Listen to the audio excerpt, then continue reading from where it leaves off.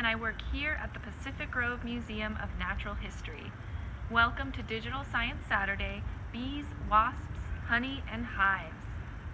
I am here in our beautiful California native plant garden where we have plenty of plants that are really beneficial to the biodiversity of life here on the Monterey Peninsula and throughout California.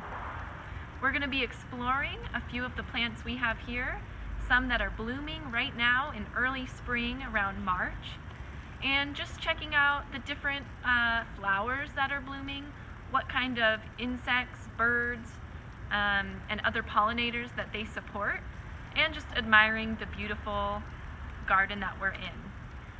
So I'm very excited to show you around.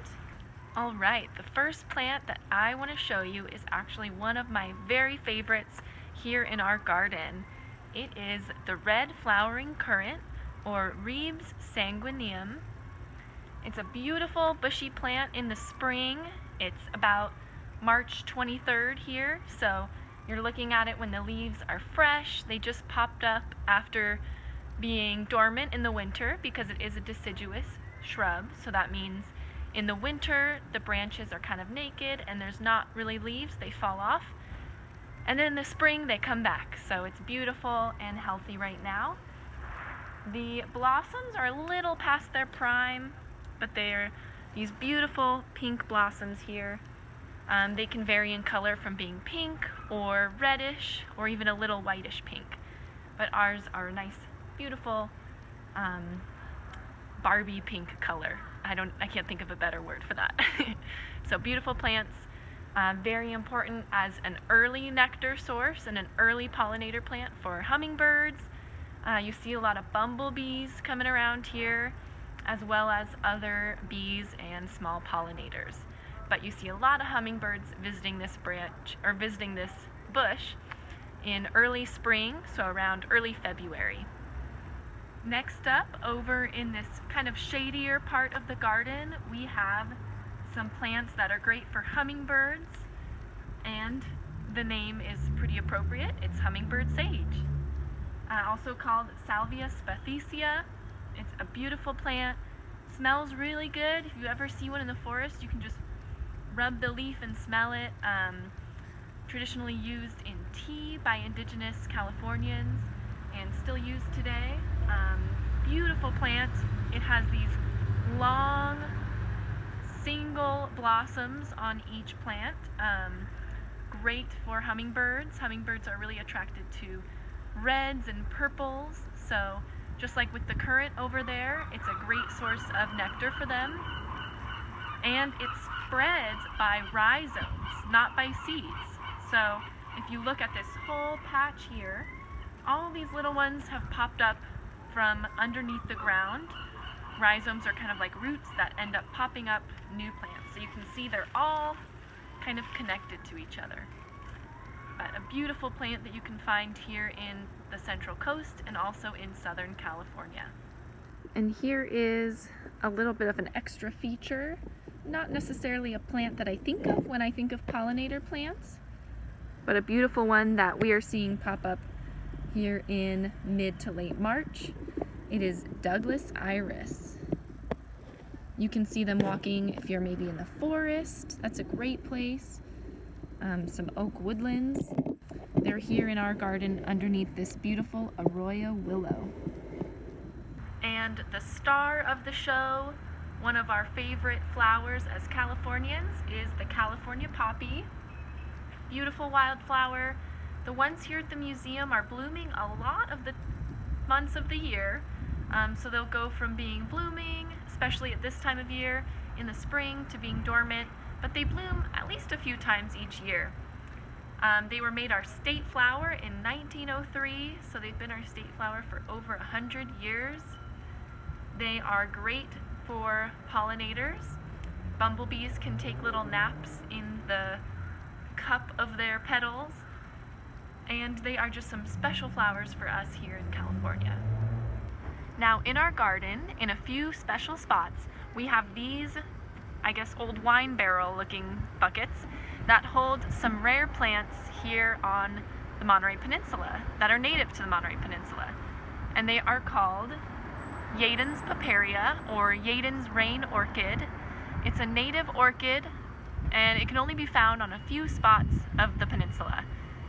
Here we can see it starting to grow after being dormant in fall and winter, and it blooms a beautiful spire of tiny, tiny little orchids in around July or August. So we'll keep you posted when we start to see them bloom later in the summer and early fall. But it's a beautiful sight to see, and a very important rare species that we take care of here at the museum. And fun fact, it's named after Vern Jaden, who is our director emeritus here at the museum. He really loves plants and has always had a passion for them and had an herbarium here at the museum. So we just like to honor them and keep them safe here in our garden. And there's a few different spots where you can see them in our garden, so make sure you look out for them and be very careful not to touch them or disturb them next time you visit our museum. Now, I almost forgot to tell you one of my favorite plants here in this garden that's great for pollinators, but we don't often think of it because it's a giant tree, is our California buckeye tree, or Asclepias californica, I believe is the Latin name. It's very important for native bees, so not honeybees or European bees like you often see in hives. Native bees are pretty solitary and usually rest in little holes in trees or in the duff, the forest floor. And they really like these buckeye trees for their white blossoms, which, since it's spring, we don't see them yet till I think around summer, maybe June to August. But very important source of nectar and pollen for those bees. But it's not great for honeybees. It's actually toxic to European honeybees, so you don't want these trees too close to a hive. But they're great for the native bees, and so we are all for that here at the museum.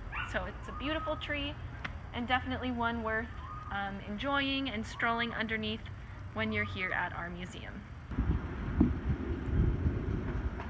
Now here is one more of the plants that's blooming right now at the museum.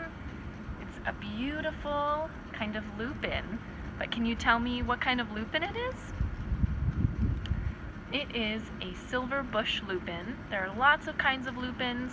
A lot of them, the really small ones that you can see growing in fields, those are sky lupine, also called dwarf lupine because they're so tiny. But these ones here grow in more of a bush form, just as beautiful, spectacular blooms. And you can kind of tell that it looks a little bit like a pea or a legume, and that's because it is in the legume family. So just a fun fact there.